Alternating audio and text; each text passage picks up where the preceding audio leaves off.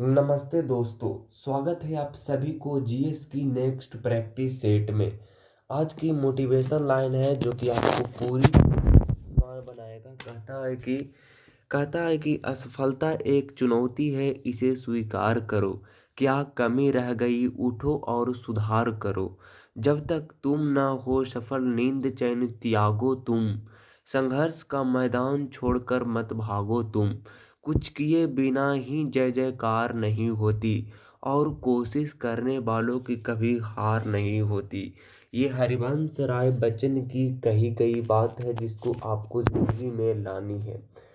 तो चलिए practice set शुरू करते हैं। लेकिन आपको पता है डेली की तरह कि हम लोग रिवीजन के पिछले प्रैक्टिस सेट के कुछ क्वेश्चंस को रिवीजन करने के मोड पर पहुंच गए हैं। तो जैसा कि पता होगा हम लोगों ने याद किया था कि आपका जो छऊ क्या बोलते हैं इसको जी, आप कहेंगे इसको हम जो बोलते हैं वो आपका बोलते हैं छऊ बोलते हैं। तो छऊ का मयूरभंज प्रकार किस राज्य से संबंधित है? तो छऊ का मयूरभंज प्रकार जो है वो आपका उड़ीसा से संबंधित है। जाकिर हुसैन को पद्म विभूषण क्या जी, आप कहेंगे पद्म विभूषण किस वर्ष मिला था? तो उनको मिला था 2023 में मिला था। अच्छा, भारत भारत ने अंतिम बार ओलंपिक में हॉकी स्वर्ण पदक कब जीता था? तो कब जीता थी भारत ने अंतिम बार ओलंपिक में स्वर्ण पदक 1980 में जीता था। कब? 1980 में जीता था। कहाँ पे? आप कहेंगे कि जीता था आपका मॉस्को में जीता था। एकल नागरिकता का प्रावधान किस देश से लिया गया है? तो किस देश से लिया गया है जी, आप कहेंगे लिया गया है आपका ब्रिटेन से लिया गया है। भारत का सबसे बड़ा बायोस्फीयर रिजर्व कहाँ है? तो आपका है कच्छ के रण में। आपको ध्यान होगा हम लोगों ने कल पढ़ा था कच्छ का रण क्या है जी, कच्छ का रण आपका कहाँ पड़ती है? कहाँ पे पड़ती है? आप कहें गुजरात में पड़ती है जी। ठीक है जी। चलिए आपके स्कोर कितना रहा आप नीचे कमेंट कर सकते हैं। चलिए अगला देखते हैं। आज के प्रश्न नंबर फाइनल पर आते हैं। आज का प्रश्न नंबर है, कहता है कि कथक 3 अलग अलग रूपों में पाया जाता है। कथक जो है वो आपका कथक कथक होती है कि कथ कथ मतलब कि कथा सुनाते सुनाते जो थकता नहीं है। कथक 3 अलग अलग रूपों में पाया जाता है जिन्हें घराना कहा जाता है, जिनका नाम उन शहरों के नाम पर रखा गया है जहां कथक नृत्य परंपरा विकसित हुई थी। उन तीनों शहर के नाम बताएं। तो उन तीनों शहर के नाम की अगर हम बात करते हैं दोस्तों, उन तीनों शहर की नाम है आपका जयपुर नाम है, और बनारस नाम है, लखनऊ नाम है, और आपका नाम है रायगढ़ नाम है। अब चलिए इसके बारे में कुछ और भी बातें जानते हैं। जैसा कि आपको पता होगा कि इसके डिटेल्स को आप नहीं जानेगा तो आपके एग्जाम में क्वेश्चन से छूटने की संभावना काफ़ी ज़्यादा बढ़ जाएगी। अगर मैं बात करता हूँ कथक की दोस्त, तो आपको जैसा कि पता होगा कि यहाँ पे जो है हम लोग कथक की चर्चा कर रहे हैं। तो कथक की अगर मैं बात करता हूँ तो पहला जो आती है वो आपका जयपुर आती है, जिसकी स्थापना भानुजी करते हैं। जयपुर जो है वो आपका जिसकी स्थापना भानुजी करते हैं, और इसमें पैरों की हरकतें पर ध्यान दिया जाता है। दूसरा आपका बनारस घराना है। बनारस घराना के बारे में आपने जानते होंगे, ये सबसे पुराना है क्या जी, सबसे पुराना घराना है। और आपको पता हो कि बनारस घराना की स्थापना जानकी प्रसाद ने किया था, और इसमें चेहरे की भावना पर ध्यान दिया जाता है। तीसरा आपका है कौन जी? तो आप कहेंगे तीसरा तीसरा आपका है लखनऊ घराना। क्या है जी? लखनऊ घराना। इसकी स्थापना ईश्वरी प्रसाद ने किया था। इसमें जो है वो आपका ठुमरी गायन गाया जाता है, और आध्यात्मिक पहलू से ये संबंधित है। चौथा आपको पता होगा, चौथा जो हमारा है क्या है जी? एक सेकेंड, थोड़ा सा हम लोग जो है वो एक काम कर लेते हैं। चलिए उसके बाद हमारा है आपका रायगढ़ घराना। रायगढ़ घराना जो है जिसकी स्थापना महाराजा चक्रधर सिंह करते हैं। अच्छा, कौन सा ऐसा परंपरा, कौन सा ऐसा है जो आपका मुगल मुगल परंपरा से चलता आ रहा है? तो मुगल परंपरा से जो चलता आ रहा है वो आपका है कथक, जो कि आपका मुगल परंपरा से चलता आ रहा है, राजा के दरबार में जाता था। अतः कथक जब अपना पहचान खो चुका था, कथक जब अपना पहचान खो चुका था तब पुनर्जीवित करने का काम जो किया था वो आपका किया था लेडी लीफा सोखे ने किया था। अच्छा, इसका अन्य नाम है आपका नटवरी, इसका नाम है। और आपका कथकारों का नृत्य, यानी जो कथक करते हैं उस कथकारों का उसको नृत्य कहा था। अच्छा, कुछ कलाकार हैं जिसको आपको ध्यान रखना है, जैसे आपका बिरजू महाराज है। अच्छा, कथक कौन कराता है जी? आप कहेंगे वो जो है वो आपका राजा करवाता है, तो बिरजू महाराज करवाते करते हैं। आपका सुखदेव महाराज है। अच्छा, आपका कथक जो हमारी बनती है वो आपका बनती है कथा जोड़ थक से बनती है। तो कौन नहीं कथा कह कह के थकती है जी, जिनको प्रेरणा काफ़ी अच्छा मिला हुआ होता है। तो प्रेरणा श्री माली। अच्छा, नाम कौन रोशन करेगा जी जो थकता नहीं है जी? अच्छा, अपनी सितारा को बुलंदियों तक कौन पहुंचाएगा जी? आप कहेंगे सितारा देवी। चंद्रमा तक कौन पहुंचाएगा जी? चंद्रलेखा। अच्छा, उसके बाद में आप जो है वो जब आप पढ़िएगा नहीं तो आपकी कथक, आपकी सांस काम करवा करवा के थका देगी। सांस थका देगी, सांसबती सेन। उसके बाद में आपका है वंदना सेन। कौन है जी? वंदना सेन है जी। कुछ बातें हैं, जैसे आप ये जान लीजिए कि इसमें बात जो है वो वाद्य यंत्र, इसमें वाद्य यंत्र जो आते हैं वो आपका घुंघरू, चक्कर आते हैं, घुंघरू आते हैं, चक्कर आते हैं। अच्छा, इसमें कहानी सुनाने वाला को क्या बोला जाता है जी? आप कहेंगे पढ़त इसको बोलते हैं। ठीक है जी, आप कहेंगे बिल्कुल। यहाँ तक हमारी शब्द क्लियर हो गया जी। चलिए, अगला नंबर प्रश्न है दोस्त, कहता है कि निम्नलिखित में से कौन जम्मू और कश्मीर का लोक नृत्य है? जम्मू कश्मीर के बारे में आपने अभी करंट अफेयर में पढ़ा हुआ, वहाँ में जो है वो आपका 3000 से पूर्व जितने भी उसकी हिस्ट्री है उसकी एक किताब लिखी गई है, आप लोगों ने जानते होंगे। जम्मू कश्मीर की बात करता हूँ तो आप कहेंगे कि जो फोल्क डांस है वो आपका बहुत ज़्यादा है, मतलब आप लगभग आप आंकड़ा नहीं लगा सकते हैं, 2500 से लगभग ज़्यादा है। 2500 जो आपका फोल्क डांस है वो नहीं आप याद कर सकते हैं और नहीं मैं याद कर सकता हूँ। कुछ है, जैसे हिमाचल प्रदेश में आपका कौन है जी? आप हिमाचल प्रदेश में आपका डमहल है। कौन है? आप कहेंगे डमहल है जी। अच्छा, अच्छा, जम्मू कश्मीर की हकीकत आपको पता होगा, हिकात। कौन है जी? हिकात है। कौन है जी? हिकात है। आप जानते होंगे जम्मू कश्मीर की हिकाकत जानते हैं, वहाँ पे लोग मंद मंद चलते हैं और जाल बिछाते हैं, इसलिए बिछाते हैं ताकि लोग उसमें कूद जाए। अच्छा, वहाँ के कूद जाए, वहाँ के हफीजा जो है वो पत्थर मार मार के फाड़ देते हैं। अच्छा, अच्छा, राउफ। अच्छा, छोलिया, छोलिया बोलती है हुड़किया से। छोलिया, छोलिया बोलती है हुड़किया से। उत्तर देना माँ, बोलती है क्यों माँ? उत्तर क्यों नहीं दे रही है? क्यों नहीं दे रही है? मम्मी बोलती है चाची रे, चाची तुमको देगी। चाची रे, कौन देगी जी? आप कहेंगे चाची देगी। चाची, चाची देगी। झोपती।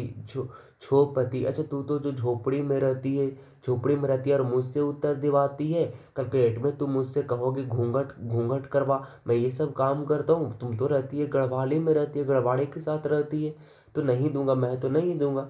उसके बाद में आपका चरकूला है। चरकूला आपका ब्रज क्षेत्र में आती है और ये यूपी में पड़ती है। कहाँ पे जी? आप कहेंगे ये यूपी में पड़ती है। तो यूपी, इसका राइट उत्तर हो जाएगा ऑप्शन नंबर डी, बिल्कुल करेक्ट जवाब हो जाएगा। अगल अच्छा, उससे पहले कुछ और भी बात करते हैं, जैसे कि आपका सेवा कली। सेवा कली, कली कहाँ जाती है जी? आप कहेंगे वो कली केरला में रहती है। ये कथकली का जो है वो आपका क्या है जी? अभ्यास है। अच्छा, ज्वारा, मटकी, आपका फूल पत्ती, चटकोरा, ये आपका कहाँ पे है? मध्य प्रदेश में। जैसे याद रखिए कि ज्वारा, ज्वारा है जो हम लोग, ज्वार जो है वो आपका मटकी में लगाते हैं जिसमें फूल पत्ती लगी हुई रहती है, और वो मटकी जो चटकी हुई नहीं रहती है वो मध्य प्रदेश में होती। अच्छा, लावनी, कोली, लेजिम, नकटा, ये महाराष्ट्र की है। तमाशा भी यहीं का। अच्छा, इसको कैसे याद रखेंगे? आप देखिए कि जैसे उनकी भाभी जी हैं, भाभी जी जो है जब उनकी भैया जाते हैं कमाने के लिए, तब भैया को भाभी फ़ोन करके कहती है जी हार लेते आइएगा, क्या जी हार लेते आइएगा, हार लेते आइएगा लावनी, हमरा ला हार लावनी तू, हमरा ला हार लावनी। अच्छा कैसे करके बोलती है भाभी जी भैया को? आप कहेंगे कॉल पर बोलती है जी। कहाँ पे बोलती है? कॉल पर बोलती है। तो कॉल पर बोलती है तो वो कहती है अच्छा लेते आऊँगा, लेकर के नहीं आती है। तब भाभी जी बोलती है, कहती है आप तो बहुत लेजी हो जी, आप तो बहुत नकटा हो, मेरे लिए हार नहीं लाते हो। अच्छा, उसके बाद है थांगटा, लाई हरोबा, जगोई, ये मणिपुर का है। आप ऐसे याद रखिएगा मनी, मनी मनी जो है वो लड़की को जब भी देती है, मनी जब भी लड़की को देती है तो वो रात रात भर जाग जाग कर देखती है, कहती है मेरे लिए लाई है हार, लाई है हार। तो रात रात भर जाग जाग कर देखती है और उसको नहीं नींद आती है तो वो अपने टांगों पर रखती है। उसके बाद में लाहो, नोंग केम आपका बांग्ला, ये मेघालय की है जी। अच्छा गिद्दा आपका जुली, ये पंजाब की है। आप कहेंगे नाल वेलिया आपका घूमर, पनिहारी ये राजस्थान की। ऐसे याद रखिए राजा के पास क्या आती है जी? काल वेलिया, काल आती है घूम घूम के आती है, तब उस पर पानी बिक देते हैं, पानी हारी पानी बिक देते हैं। मरूनी और आपका सिंधछम और आपका तासी शब्दों, ये जो है वो आपका कहाँ के है जी? आप कहेंगे ये सब जो है वो आपका सिक्किम की है। चलिए अगला नंबर प्रश्न है दोस्त, कहता है कि छठ पूजा निम्नलिखित में से किस भगवान को समर्पित है? छठ पूजा की बात कर रहे हो? छठ पूजा तो आपका सूर्य देवी की समर्पित है। किसका समर्पित है जी? आप कहेंगे ये तो आपका जो है वो आपका सूर्य देव की समर्पित है। किसका है जी? आप कहेंगे ये तो सूर्य देव की समर्पित है। अच्छा, ये माता पार्वती का छठवां रूप है, आप नहीं जानते हैं? ये कार्तिक माह के शुक्ल पक्ष के षष्ठी में मनाई जाती है दोस्त। अगर मैं छठ पूजा की बात करता हूँ तो ये जो है वो आपका 4 दिन मनाई जाती है। कितना दिन? आप कहेंगे 4 दिन मनाई जाती है। पहला दिन जिसको बोलते हैं नहाय खाए बोलते हैं, दूसरा जो बोलता है उसको क्या बोलते हैं? खरना बोलते हैं। क्या बोलते हैं? खरना बोलते हैं। तीसरा आपका बोलता है आपका संध्या अर्घ होती है, और चौथा दिन आपका उषा अर्घ होती है। आपको हाल ही में पता होगा कि आप कहेंगे छठ छठ गीत जो गायन करता था, जो सिंगर था, कौन था जी सिंगर था? वो सिंगर का क्या नाम था आप लोगों ने जानते होंगे? शारदा सिन्हा नाम था। अभी उनका हाल ही में निधन हो गया है। जिनको जिनको निधन हो गया तो उनको पद्मश्री 1991 में मिला था, ये इम्पोर्टेंट हो जाती है। और आपका पद्म भूषण 2018 में उनको मिला था जी। बिहार के फेस्टिवल के बारे में आपने जानते होंगे।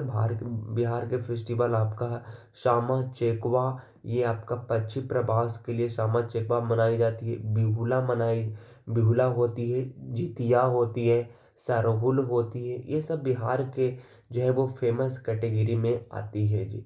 चलिए अगला नंबर प्रश्न है, कहता है दोस्त कि निम्नलिखित में से कौन सूरबहार वाद्य यंत्र में महारत हासिल करने वाला एक उत्कृष्ट यंत्र वादक है? आपने जानते होंगे, इसका राइट उत्तर हो जाएगा उस्ताद इमरात खान हो जाएगा। आप लोग को पता हो कि सूरबहार जो बनाई जाती है, सूरबहार वाद्य यंत्र बनाते हैं आपका उस्ताद इमरात खान बजाते हैं। अच्छा, अलाउद्दीन खान की बात करते हैं तो अलाउद्दीन खान की बेटा का नाम जो था वो नाम था आपका अली अकबर खान नाम था। कौन नाम था? अली अकबर खान। अच्छा, इसी का एक बेटी हुआ करता था जिसका नाम था आपका अन्नपूर्णा देवी, या ये भी आपका सूरबहार बजाया करता था। हालांकि इन्होंने लव मैरिज शादी किया था पंडित रविशंकर से। क्या जी? आप कहेंगे पंडित रविशंकर से। किसको से जी? पंडित रविशंकर से इन्होंने शादी कर लिया था।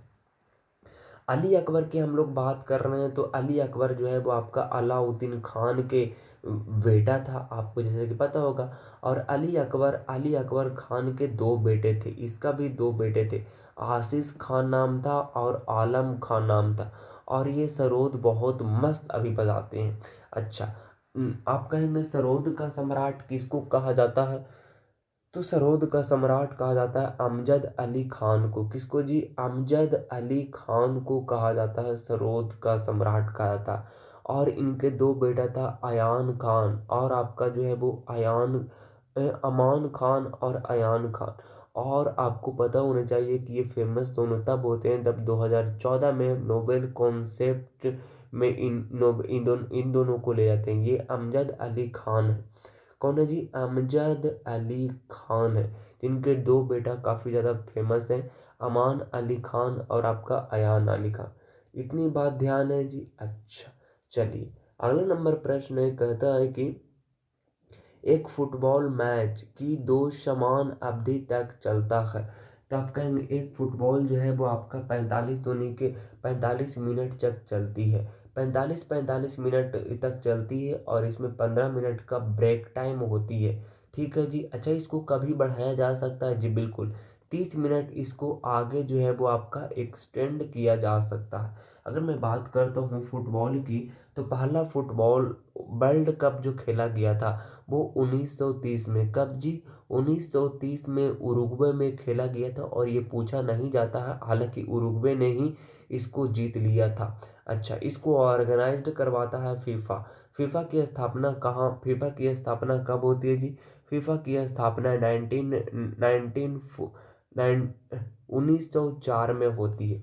अच्छा, एशियन गेम्स में भारत ने क्या जीता था? दोनों में गोल्ड मेडल इन्होंने जीता था, 1951 में और 1962 में। कब जी? 1951 में और 1962 में भारत ने गोल्ड मेडल जीता था। अच्छा, सेकंड ओलंपिक में जीता था जी, फोर्थ स्थान हासिल किया था और 1956 में मेलबर्ग में ओलंपिक जीता था।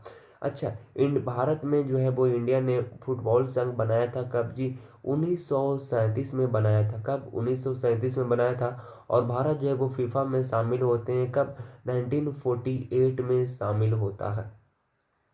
अगर मैं बात करता हूँ फुटबॉल मैदान की, तो उसकी लंबाई जो रहती है वो 90 से लेकर के 120 मीटर तक रहती है। कितना? 90 से लेकर के 120 मीटर तक रहती है। और चौड़ाई जो रहती है वो आपका 45 से लेकर के 91 मीटर रहती है। अगर मैं गोल पोस्ट जिसमें करते हैं उसकी लंबाई की बात करते हैं तो 7.32 मीटर रहती है। और आपका 8 फीट जो है वो आपका उसकी जो रहती है वो मतलब ऊंचाई रहती है। अगर मैं बात करता हूँ जो फुटबॉल हम लोग खेलते हैं वो जो ओलंपिक में खेली जाती है उसकी वजन कितनी रहती है? तो आप कहेंगे उसकी वजन की बात कर रहे हो, उसकी वजन तो आपका देखिएगा, तो उसकी वजन आपका लगभग 396 से लेकर के 453 तक रहती है। लगभग लगभग 4.5 ग्राम जो है वो आपका मानी जाती है। तो इतनी बात ध्यान में रखिएगा जी। आप कहेंगे जी बिल्कुल रखेंगे जी। चलिए आगे हम लोग बात करते हैं, तो पॉलिटी से क्वेश्चन आती है, कहता है कि भारतीय संविधान के अनुच्छेद 51 के संदर्भ में निम्नलिखित कथनों पर विचार करें। अच्छा, कहता है कि भारतीय संविधान के अनुच्छेद 15 के संदर्भ में निम्नलिखित कथनों पर विचार करें। तो अनुच्छेद 15 के एक, राज्य द्वारा धर्म, जाति, नस्ल, लिंग या जन्म स्थान के आधार पर भेदभाव को प्रतिबंधित करता है। 15 के एक जो है जो कहता है कि राज्य द्वारा धर्म, जाति, नस्ल, लिंग या जन्म स्थान के आधार पर भेदभाव को प्रतिबंधित करता है। उसके बाद दूसरा है अनुच्छेद 15 के 3, कहता है राज्य को महिलाओं और बच्चों के लिए विशेष प्रावधान करने का अधिकार देता है। ये भी ठीक है जी, ये भी ठीक है आपका और ये भी ठीक है। अच्छा, अगर मैं बात करता हूँ अनुच्छेद 4 की, तो 15 की 4 कहता है कि राज्य को सामाजिक और शैक्षणिक रूप से पिछड़े वर्गों के उत्थान के लिए विशेष प्रावधान करने की अनुमति देता है। क्या जी? विशेष अनुमति करने का प्रावधान देता है। अच्छा, तो ये तीनों के तीनों आपका सही है, तो आपका राइट उत्तर ये हो जाए। अगर मैं 15 की 2 की बात करता हूँ आपसे, तो 15 के 2 के एक कहती है, सेक्शन ए कहती है कि किसी के साथ दुर्व्यवहार नहीं किया जाएगा, चाहे तो वो दुकान रहे, होटल रहे, रेस्टोरेंट रहे, मैदान रहे। बी में कहती है, सेक्शन बी में कहती है कि कुआं, तालाब और स्नान पात्र, सड़क, कोई पर भी आपका जो है वो भेदभाव नहीं किया जाएगा। तो इसका ऑप्शन नंबर सी हो जाएगा, दोनों तीनों तो सही है। अगर मैं फंडामेंटल राइट्स की अगर मैं बात करता हूँ तो मौलिक अधिकार यानी कि फंडामेंटल राइट्स आपका जो है वो आपका कितना में है जी? आप कहेंगे ये भाग कितना में है? 3 में है। इसे भारतीय संविधान का क्या जी? आप कहेंगे कि भारतीय संविधान का इसको मैग्ना कार्टा कहा जाता है। मैग्ना मैग्ना किसको मैग्ना कार्टा कहा जाता है? ये आर्टिकल्स कितना में है जी? आप कहेंगे 12 से 35 में ये मौजूद है। ठीक है जी। आपको पता होगा कि एक फिल्म निकली थी जिसका नाम था आर्टिकल्स 15 मूवी, जिसमें जो है वो आपका एक्टर जो रहती है वो आपका रहती है आयुष्मान खुराना रहती है। कौन रहती है? आयुष्मान खुराना रहती है। और इसका जो डायरेक्टर रहती है उसका नाम है अनुभव, क्या जी? अनुभव सिन्हा रहती है। कौन रहती है जी? अनुभव सिन्हा रहती है। ठीक है जी। यहाँ तक हम लोग क्लियर हो गया जी। चलिए आगे हम लोग बात करते हैं अगले नंबर प्रश्न की ओर तरफ।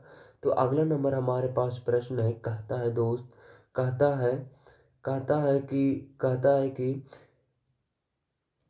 कहता है कि निम्नलिखित में से कौन सा मौलिक अधिकार भारत के नागरिकों के लिए उपलब्ध है और विदेशियों के लिए नहीं है? तो आप कहेंगे कि भारत के लिए जो आर्टिकल्स हैं सिर्फ और सिर्फ इंडियन के लिए, किसके लिए है जी?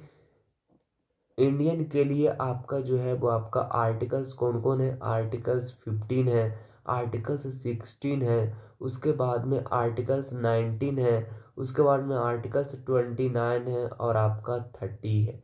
कितने हैं जी? आप कहेंगे ये 5 है।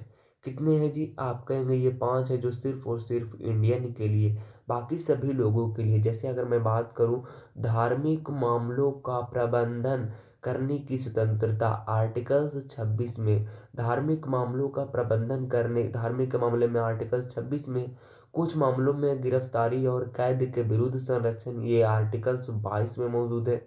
सार्वजनिक रोजगार के मामलों में समानता, आर्टिकल्स 16 में है।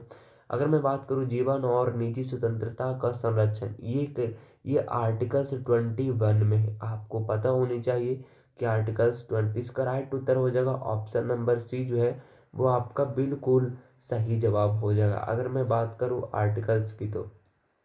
ठीक है जी। चलिए अगर मैं बात करता हूँ अगले नंबर प्रश्न की तरफ।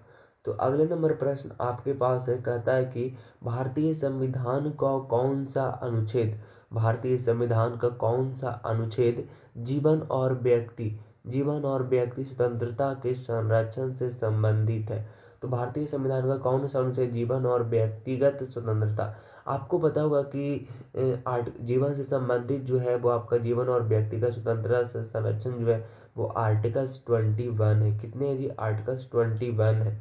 अच्छा, आपका आर्टिकल्स 21 और आर्टिकल्स 20 ये आपातकाल के समय भी निलंबित नहीं होती है, बाकी हो जाती है। आर्टिकल्स 19 आपको पता होगा बोलने की स्वतंत्रता देती है। इसमें कई सारे कैटेगरी है, जैसे आपका ए में कहती है वाक्य यानी कि अभिव्यक्ति की स्वतंत्रता है, इसमें मौन रहने की स्वतंत्रता है और कई सारे चीजें हैं।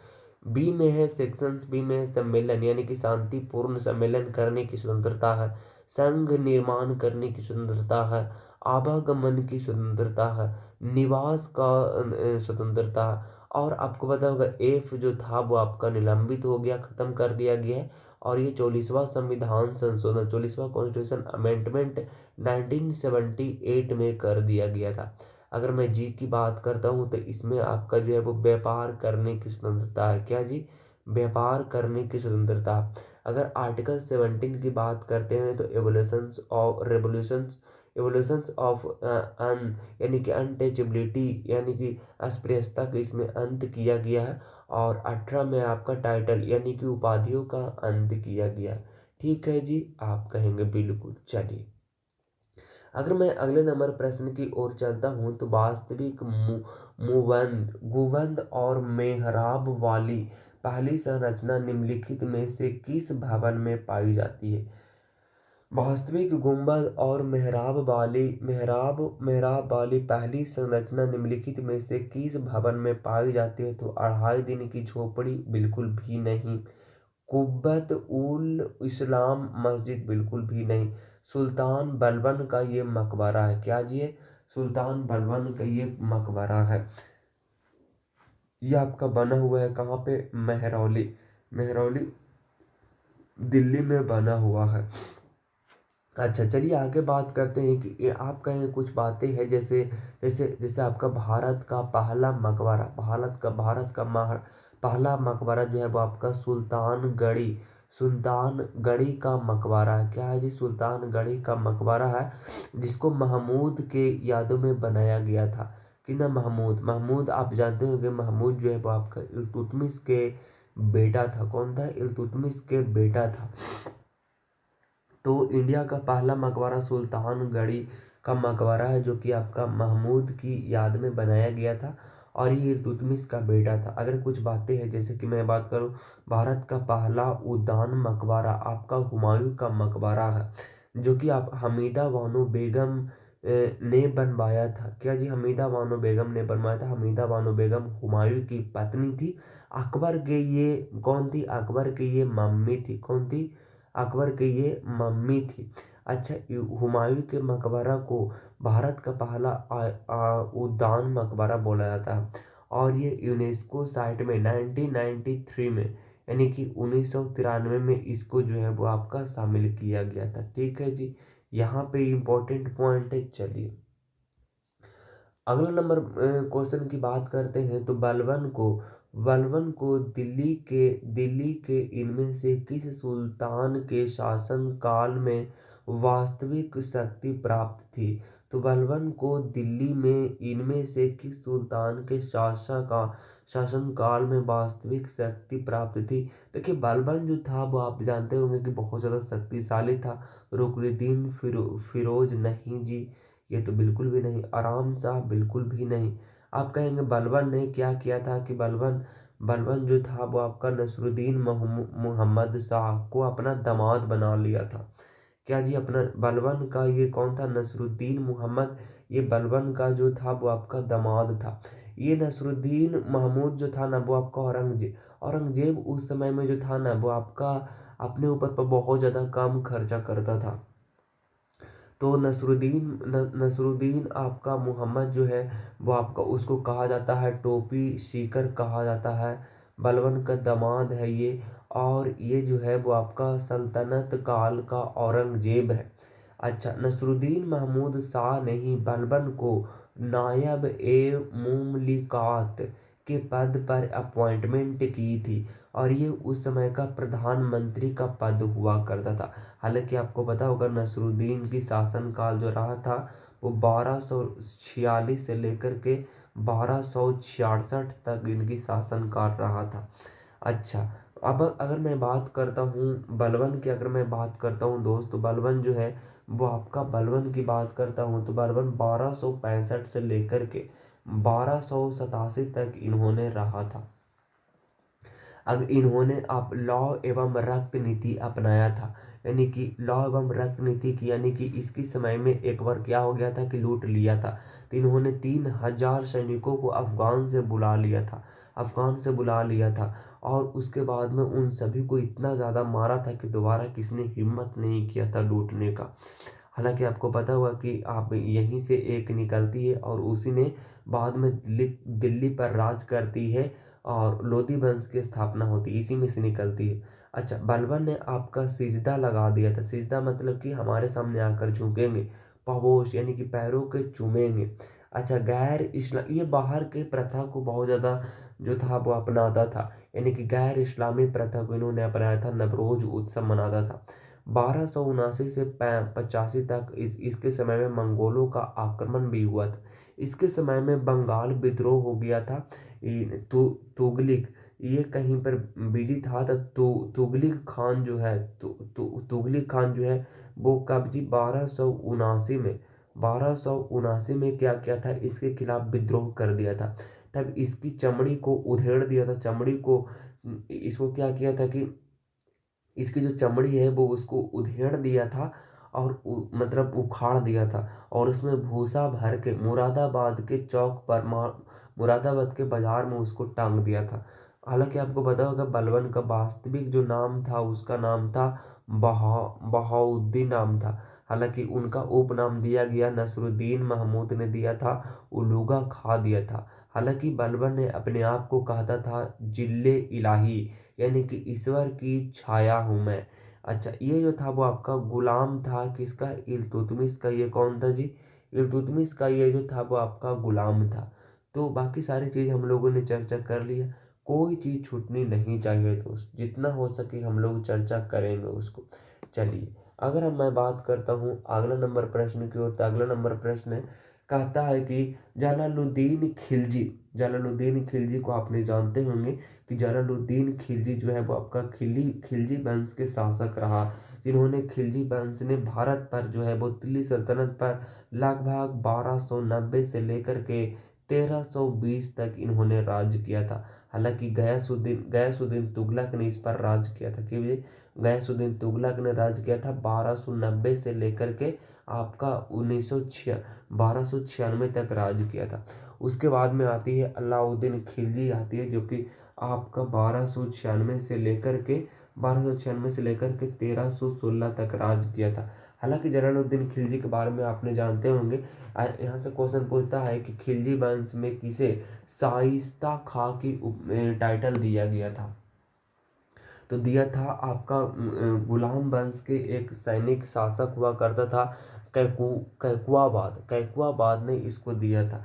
अच्छा, ये आपका अलाउद्दीन खिलजी बाद में जो है वो जलालुद्दीन खिलजी को अलाउद्दीन खिलजी ने हत्या कर दिया था। इनको किसी विद्रोह के लिए भेजा था दबाने के लिए, तब वहां से लूट करके आया था। 1296 में देवगिरी पर इन्होंने आक्रमण किया था पैसा के लिए, और इसने इसको कहा था जलालुद्दीन खिलजी को मैं आपको तोहफा देता हूँ, और इसको बुलाता है एकांत में। और हालांकि इसको तो लूट के चला था, वहाँ के राजा जो देवगिरी के राजा था वो आपका रामचंद्र देव था।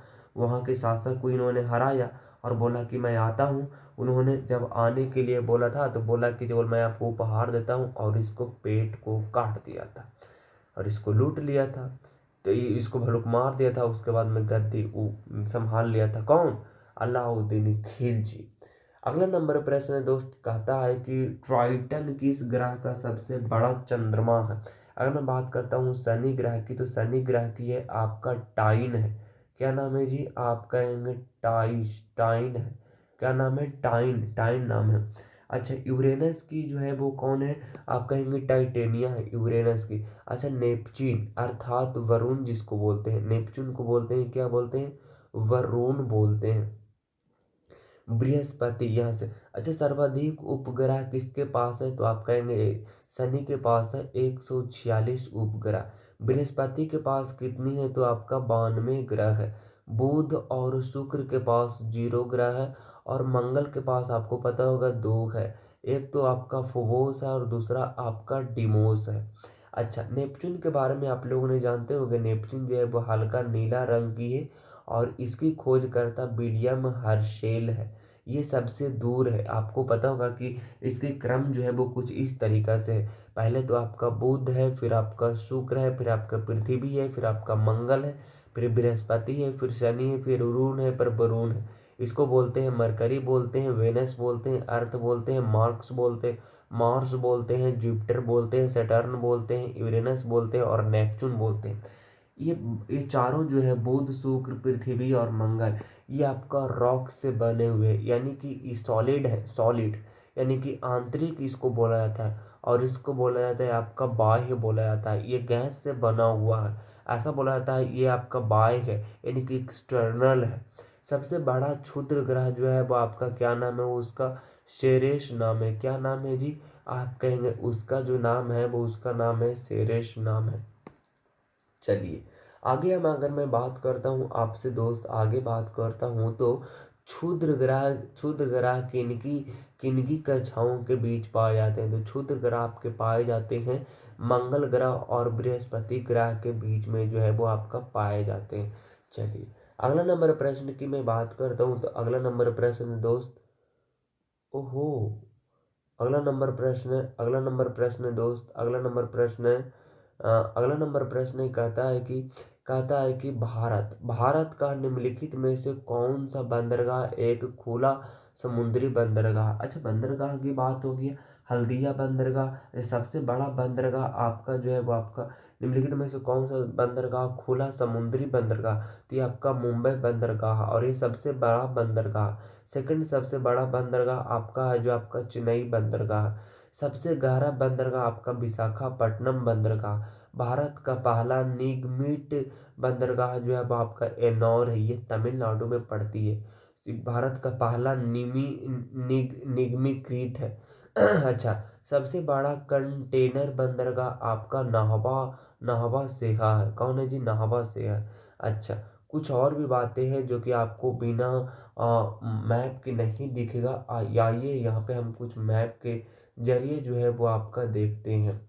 चलिए, अगर मैं बात करता हूँ दोस्त, अगर मैं बात करता हूँ दोस्त, तो यहाँ से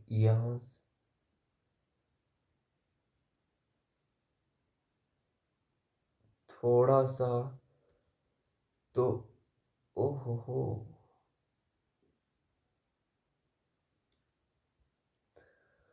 तो यहाँ देखिए आप, यहाँ पे आपका कांडला बंदरगाह है। कहाँ पे है जी कांडला बंदरगाह? ये गुजरात में। कहाँ पे है? गुजरात में। अच्छा, आप कहेंगे ये कांडला बंदरगाह को दीनदयाल बंदरगाह कहते हैं। उसके बाद में नेहरू बंदरगाह, इसको आप ध्यान से देखिए, काफ़ी ज़्यादा यहाँ पे जो है वो आपका इम्पॉर्टेंट बन जाती है।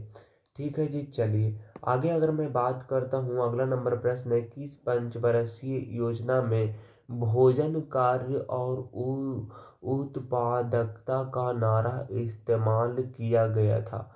तो किस पंचवर्षीय योजना में भोजन कार्य और आपका उत्पादकता का नारा इस्तेमाल किया गया था? तो आप कहेंगे छठी, पाँचवीं, चौथी, ये आपका सातवीं है, जो आपका 1985 से लेकर के 90 तक ये चला था। इसमें जो है वो आपका दिया गया था न्याय और आपका समानता के विकास किया गया था। अच्छा, पंचवर्षीय योजना की थोड़ा सा अगर मैं बात कर लेता हूँ, तो देखिए पंचवर्षीय योजना हमारा ऐसे चला था। अगर मैं बात करता हूँ यहाँ पर, तो आपका ये देखिए, इसमें कुछ कुछ इम्पोर्टेंट है। जैसे आपका पहला पंचवर्षीय योजना चला था, ये पंचवर्षीय योजना कब शुरू हुआ था? आप कहेंगे 1950 में ये शुरू किया गया था योजना आयोग के द्वारा। कब जी? आप कहेंगे योजना आयोग के द्वारा ये चलाया गया था। अगर मैं बात करता हूँ कि प्रथम पंचवर्षीय योजना चलाया गया था 1900 कब जी? 1951 से लेकर के 1956 तक। इसमें लक्ष्य रखा गया था 2.1% की। हालांकि इससे जो है वो ज़्यादा ही प्राप्त हुआ था। इसकी जो मॉडल था वो आपका हेराल्ड डोमर के मॉडल पर ये किया गया था। दूसरा आपका है महालनोबिस के मॉडल पर, जिसमें 1956 से 1961 चला था। उसके बाद में गाडगिल मॉडल पर चला था 1961 से 1966 तक। हालांकि बीच में आपको देख सकते हैं, बीच में गैप आ गया था, जो कि अशोक रुद्र के मॉडल पर चला था 1969 से लेकर के 1974 तक। फिर आपका डीपी धर मॉडल पर अपनाया गया था 1974 से 78 तक। फिर आपका जो है वो इम्पोर्ट और आपका आउटपुट के आधार पर चलाया गया था 1980 से 85 तक। उसके बाद में आप कहेंगे यहाँ पर जो है चलाया गया था यो आपको पता होगा। फिर जो है वो आपका ये जो चला था वो आपका 1992 से लेकर के 97 तक चला था। फिर 1997 से 2002 तक चला था, तो फिर 2002 से 2007 तक चला था योजना आयोग 1950 के तहत। तो फिर उसके बाद में लास्ट में 2012 से 17 पुरने वाला ही था कि 2015 में ही इसको जो है वो नीति आयोग बना दिया गया था। आपको पता होनी चाहिए। चलिए, इसको इम्पोर्टेंट है, इसको आप ध्यान रख सकते हैं। अगला नंबर प्रश्न है दोस्त, कहता है कि यहाँ पर कि निम्नलिखित पंचवर्षीय योजना में कौन सी योजना अनावृष्टि और दो युद्धों के कारण प्रभावित हुई थी? तो निम्नलिखित पंचवर्षीय योजना में कौन सी योजना अनावृष्टि और दो युद्धों के कारण प्रभावित हुआ था, तो आपका हुआ था तीसरी पंचवर्षीय योजना। तीसरी पंचवर्षीय योजना आपको पता हुआ कि 1961 से लेकर के 1966 तक ये चला था, जिसमें 1962 में आपको पता हो कि 1962 में इंडिया और चाइना के बीच में युद्ध हो गया था, इंडो चाइना हो गया था। और इस समय जो आपका रक्षा मंत्री यानी कि डिफेंस मिनिस्टर जो था वो आपका वीके कृष्ण मेनन था। और उसके बाद में 1965 में पाकिस्तान से हो जाती है, जिसमें आपका भाई भी चन्हान यहाँ के डिफेंस मिनिस्टर था। अच्छा, पाकिस्तान से हम लोगों ने युद्ध कब कब किया? 1948 में हमारे पास हुआ पीओके के लिए। उसके बाद में 1900 कब हुआ था? 1900 आपका 65 में हुआ था। फिर आपका हुआ था 1900 कब हुआ था? 1971 में हुआ था। उसके बाद अगर मैं बात करता हूँ तो आपका 1999 में हुआ था। यानी लगभग लगभग दो चार युद्ध हम लोगों ने इससे जो है वो लड़ा था। अब जीत हुआ या हासिल हुआ, जो भी हुआ, चलिए अगर मैं बात करता हूँ अगला नंबर बात की, तो ये थोड़ा सा समझिएगा। मायोपिया को के रूप में भी जाना जाता है। मायोपिया जो होती है वो आपका निकट दृष्टि दोष होती है। देखिए, निकट दृष्टि दोष को दूर करने के लिए, निकट दृष्टि दोष को दूर करने के लिए आपको अवतल लेंस चाहिए, यानी कि कॉनकेव जिसको बोलते हैं। कॉनकेव मतलब होती है अपसारी जिसको बोलते हैं। इसमें जो है वो निकट दृष्टि दोष में निकट की वस्तु आपको साफ दिखती है, लेकिन दूर की वस्तु धुंधली दिखती है। दूर की वस्तु धुंधली देख रही है, इसका मतलब कि नेत्र गोलक आपका जो है वो बड़ा हो गया है, मोटा हो गया है। इसमें जो प्रतिबिंब जो बनती है वो आपका प्रतिबिंब रेटिना के आगे ही बन जाती है। लेकिन इसमें जो ये आपका जो हो गया वो ये आपका हो गया निकट दृष्टि दोष, यानी कि मायोपिया जिसको बोलते हैं। अच्छा, इसके ठीक उल्टा दूर दृष्टि दोष होता है, जिसको बोलते हैं हाइपोमेट्रोपिया बोलते हैं। इसमें इसको दूर करने के लिए हम लोग उत्तल लेंस यानी कि कॉनकेव्स यानी कि अभिसारी लेंस लगाते हैं। और इसमें जो है वो दूर की वस्तु हमें दिखती है, लेकिन निकट की वस्तु हमें धुंधली धुंधली दिखती है। इसमें क्या होता है कि नेत्र गोलक जो है वो बड़ा नहीं बल्कि छोटा हो जाता है। प्रतिबिंब जो है वो कहाँ बनती है? आप कहेंगे इसमें इसमें तो प्रतिबिंब जो बनती है वो आपका बनती है आपका रेटिना के पीछे बन जाती है। कहाँ पे बनती है? रेटिना के पीछे। एक होता है आपका जरा दृष्टि दोष। क्या होता है जी? आप कहेंगे इसमें होती है आपका होती है इसमें होती है जरा दृष्टि दोष होती है। इसमें जो है वो बाइफोकल होती है, जिसमें आपका दोनों लेंस होती है, अवतल होती है और उत्तल होती है। इसमें बाइफोकल होती है और ये दुई दुई फोकस से ये लेंस होता है, जिसका आविष्कार जो किया था वो आपका किया था बेंजामिन। किसने किया था जी? आप कहेंगे बेंजामिन बेंजामिन फ्रैंकलिन ने किया था। कब किया था? बेंजामिन फ्रैंकलिन ने किया था। ठीक है जी, यहाँ से इम्पोर्टेंट क्वेश्चन है जी। चलिए चलिए अगला नंबर प्रश्न की ओर चलते हैं। तो आप देखिए यहाँ पर प्रश्न है, कहता है कि लेंस का इस क्षमता का एसआई मात्रा कौन है? तो लेंस का क्षाई मात्रा का है आपका डायोप्टर। वाट जो है वो आपका शक्ति का है। कैंडेला जो है वो आपका ज्योति तीव्रता है। जूल का आपका कार्य है। अगर मैं बात करूं उत्तल लेंस की, तो उत्तल लेंस की आपका जो है वो होती है आपका पॉजिटिव होती है। और अवतल लेंस की अगर मैं बात करता हूं तो आपका होती है ये आपका माइनस होती है। ठीक है जी। चलिए अगला नंबर प्रश्न की ओर चलते हैं। तो अगला नंबर प्रश्न हमारे पास आता है,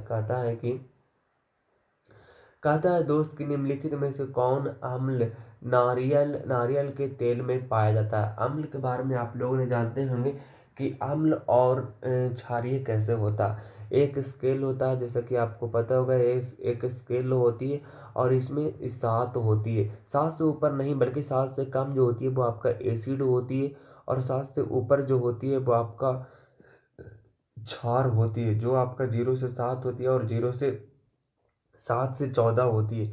और 7 पर जो होती है वो आपका उदासीन होती है, नहीं तो अम्लीय होती है, नहीं तो क्षारीय होती है।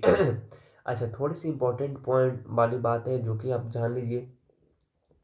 जैसे अगर मैं बात करता हूँ कि इरूसिक अम्ल आपका सरसों के तेल में पाई जाती है। कहाँ जी?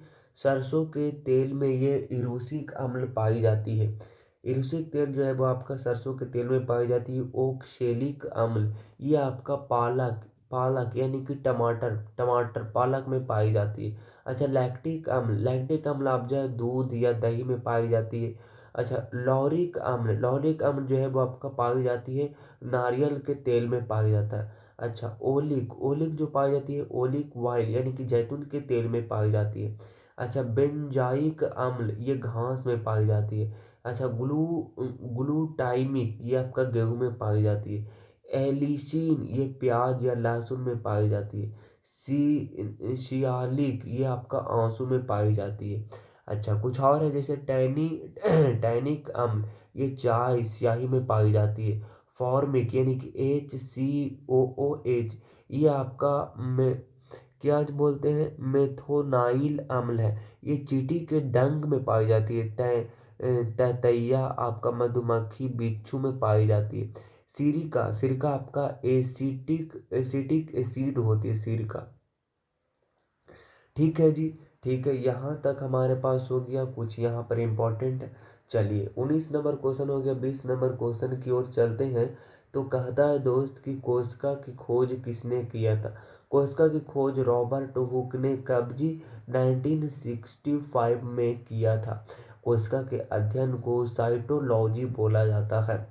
आपको पता होगा कि जब भी कोशिका की इन्होंने खोज किया था रॉबर्ट के बारे में आती है तो ये डेड सेल की खोज किया था। किसने जी डेड सेल की खोज किया था। हालांकि लाइव सेल जो खोजा गया था 1974 में सेलू ल्यूवेन हॉक ने खोजा था। सबसे छोटी सेल जो है वो आपको माइकोप्लाज्मा होती है और सबसे बड़ी सेल जो होती है वो शुतुरमुर्ग के अंडे में पाई जाती है। मानव में सबसे छोटे जो सेल है वो आपका शुक्राणु है और सबसे बड़ी जो है वो आपका अंडाणु है। सबसे लंबी कोशिका की सेल की बात करते हैं तो तंत्रिका कोशिका होती है। चलिए ठीक है जी, आप कहेंगे बिल्कुल। अगला नंबर प्रश्न है जो कि आपके लिए है कि कोशिका का पावर हाउस किसे कहा जाता है। इसकी आंसर आपको नीचे कमेंट बॉक्स में देनी है। ठीक है जी, चलिए इसके साथ मैं आपसे विदा लेता हूँ। मुलाकात होगी नेक्स्ट वीडियो में नेक्स्ट टॉपिक के साथ। तब तक के लिए ऑल द बेस्ट। जय हिंद, वंदे मातरम।